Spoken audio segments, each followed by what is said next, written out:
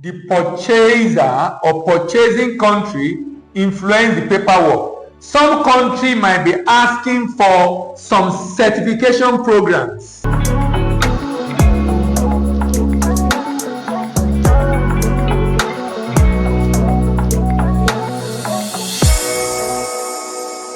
And welcome to another edition of Discussing Trade Program, Trade Information on our YouTube channel. And in today's video, our focus will be on how to choose a product for the export market. How to choose product for export market. How to choose a product for export market. Don't mind my writing. How to choose a product for export market. How to choose a product for export market. Now, the reason why this is important is because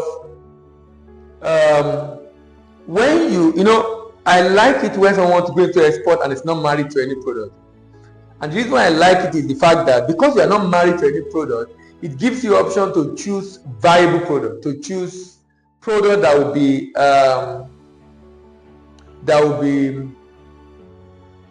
successful in the export market. Let me put something there that I just mentioned now. How to choose a viable product. And that word viable is very critical. How to choose a viable product for the export market. So when I said I like it when a business or an individual and a company is neutral. When you are a manufacturer, you are married to a product. So you are into production of cosmetics, you are into production of tiles, you are into production of garments, you are into production of food. Because you are into production already, you are married to that product, you are tempted to want to ship that product, which is okay. The only challenge now is that you are now forced to want to, for want of word, force the market to accept your product. Force the market to accept your product because the product you are trying to sell. So, for example, you want to sell a product, you are looking at UK market, or you are looking at US market, or like looking at.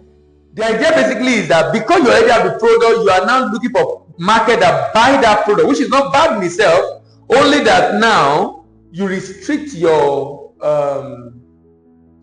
chance of success. And the reason is because you are forced to want to ship your product. And what that means is, if your product is not viable, you might end up not being able to export. So someone is producing bitter cola and you can get bitter cola. And I get a lot of questions around bitter cola, particularly for Nigeria. I don't know why. I don't know who taught people or who talked about the fact that bitter cola is very profitable. I don't know where they get the story from. People talk a lot about bitter cola, but that's not my focus today. I'm basically talking today about the fact that do not be married to any product. However, if you are a product you are already producing, maybe what you can do is, since this is the product you are currently producing, what you can do is to check, does it have market? Is it viable? If it's not viable, maybe you should consider that product. So today, my focus is what should be the basis for item you want to export. So I will use alliteration as usual. If you're familiar with me, I like this alliteration a lot. So number one, I need to check in the market where I'm based. Is this product on the prohibition list?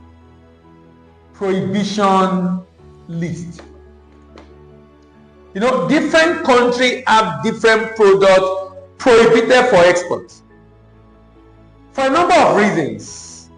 Either because they are trying to protect the local manufacturer who needs that product as raw material, and that happens to be the case of Nigeria. For example, in Nigeria, you cannot export. In Nigeria, for example, you cannot export maize. In Nigeria, you cannot export unprocessed rubber latex. In Nigeria, you cannot export scrap metal. In Nigeria, you cannot export unprocessed wood. In Nigeria, you cannot export artifacts and antiquities. In Nigeria, you cannot export animal classifiers, endangered species, animal classifiers, endangered species like lion, zebra, lizard. And in Nigeria, you cannot export imported goods. Can you see? You cannot export maize. You cannot export unprocessed rubber. You cannot export scrap metals. You cannot export unprocessed wood. You cannot export artifacts and antiquities. You cannot export animal classifiers, endangered species, and like zebra, lion, and lizard. And you cannot export imported goods. Does that make sense to you? Meaning, if I'm looking at export, the reason why checking the prohibition list is important is, so if I want to export a product, I will now go and check the list. In my country as an exporter, is this product allowed for export in my country? If it's allowed, bravo. If it's not allowed, then I need to do something about it. I need to do something about it. So the next thing I will talk about is the potential of the product. The potential. So, potential.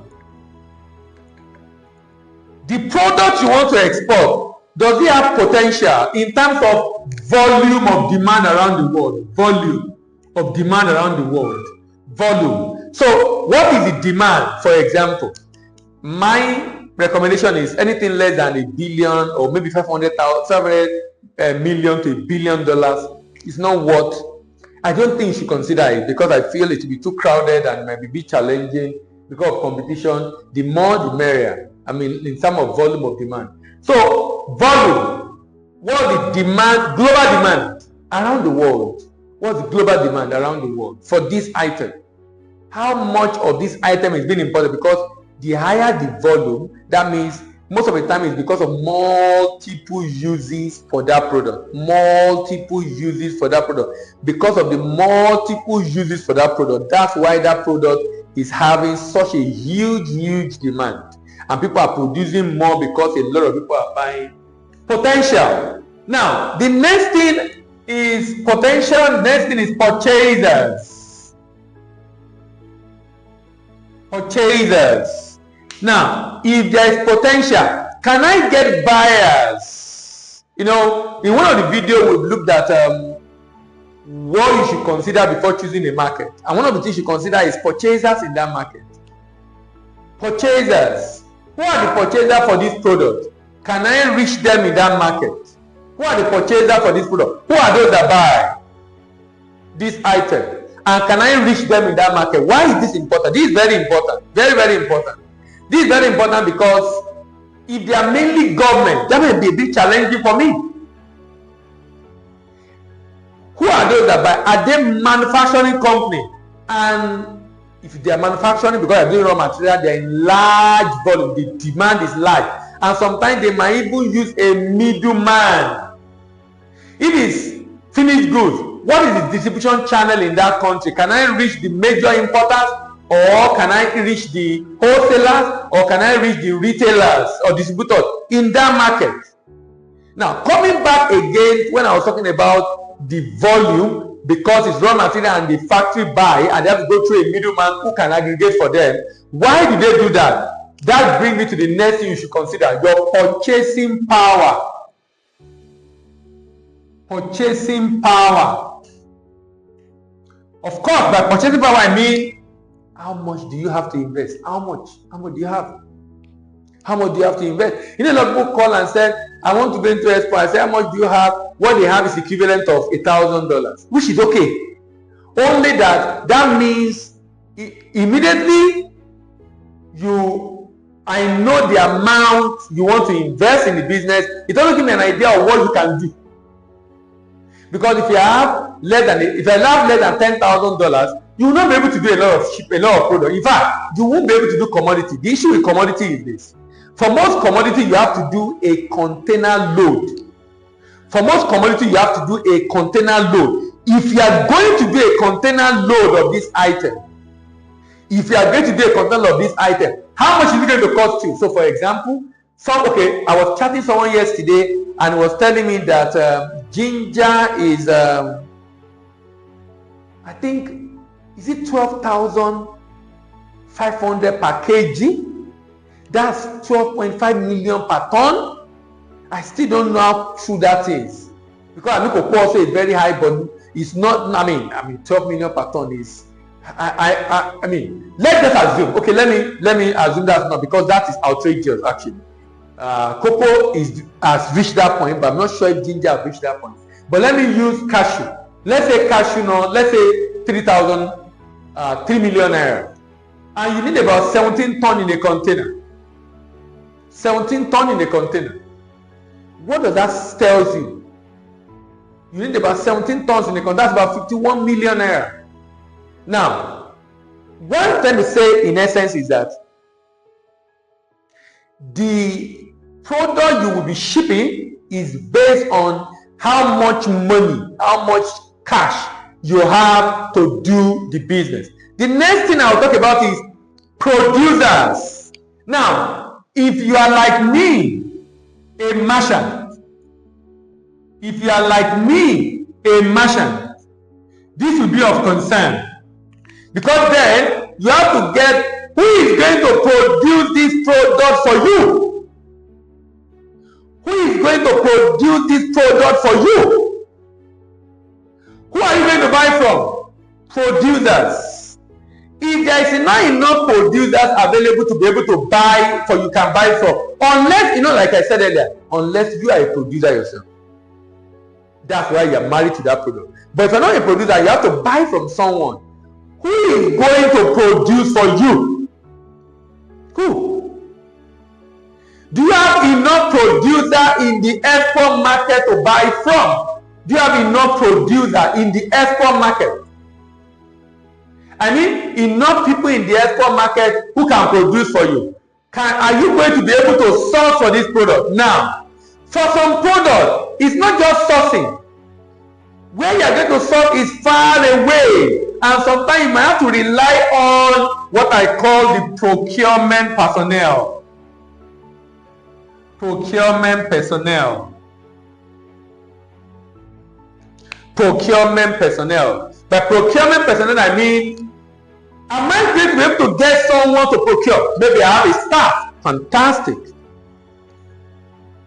who can go and get it, or I can get people in that locality who can be buying for me, aggregating for me to be able to ship.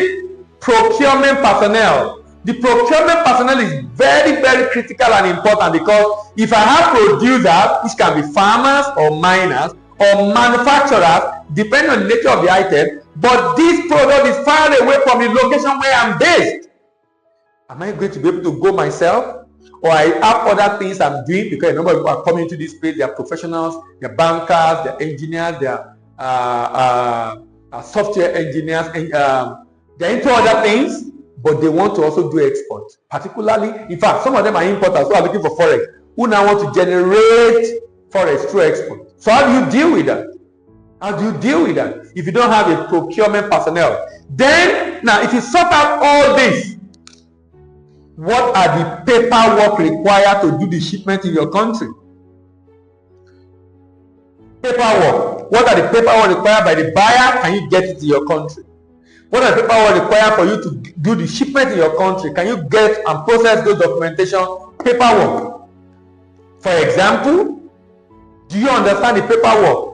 And this is more important for the export market actually, because immediately you know the purchasers, that the country buying and the people buying in that country, having know the potential volume and market, the purchasing country will determine the paperwork. So for example,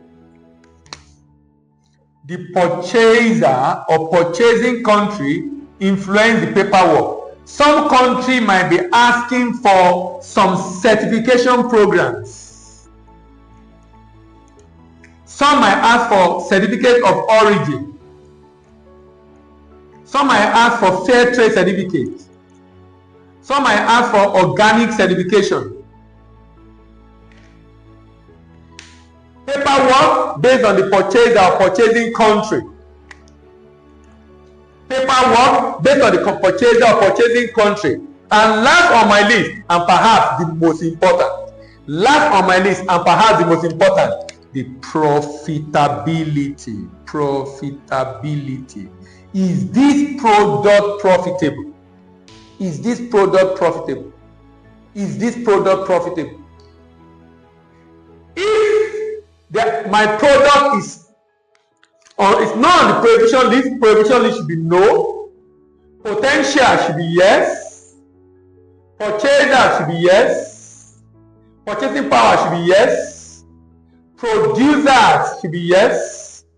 Procurement personnel should be yes. Paperwork should be yes. And profitability should be yes.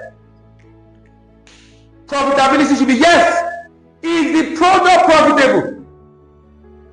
When you do all your cost analysis, in fact, maybe in one of the videos, remind me, Damilari, in one of the videos, you probably have to look at pricing. I need to do some calculation on pricing so that we can look at each of the pricing elements and be able to identify, is this product profitable? In spite of all the costs you are going to incur in exporting this item, is the product still profitable? Very important question you need to answer. Is the product still profitable? If the product is not profitable, all these are useless. If the product is prohibited, you don't need to go through this again.